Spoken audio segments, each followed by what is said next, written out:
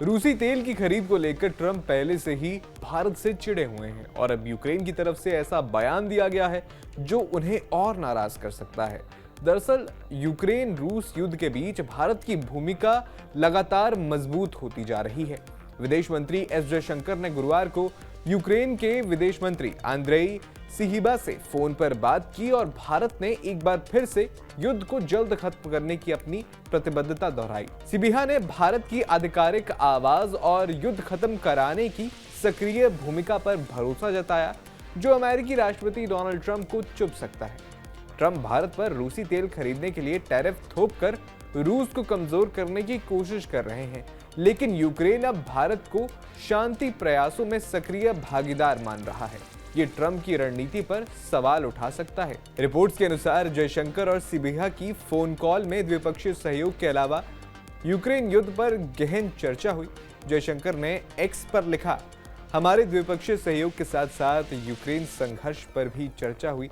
भारत इस संघर्ष को जल्द खत्म करने और स्थायी शांति की स्थापना का समर्थन करता है। सिबिहा ने भी एक्स पर पोस्ट किया और उन्होंने जयशंकर को युद्ध की वर्तमान स्थिति और न्यायपूर्ण शांति के लिए यूक्रेन के प्रयासों के बारे में जानकारी दी। दोनों विदेश मंत्रियों ने इस महीने के अंत में न्यूयॉर्क में संयुक्त राष्ट्र महासभा के दौरान मुलाकात करने की बात कही। इसके अलावा कई क्षेत्रों में द्विपक्षीय संबंधों को मजबूत करने पर सहमति जताई।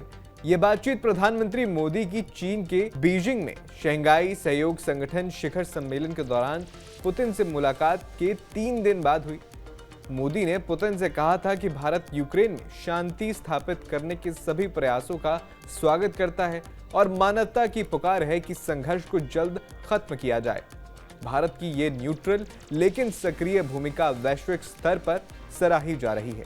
बता दें कि अमेरिकी राष्ट्रपति ट्रंप भारत पर रूसी तेल खरीदने के लिए 50% तक टैरिफ थोप चुके हैं और इसे यूक्रेन युद्ध खत्म करने की अपनी रणनीति का हिस्सा बता रहे हैं।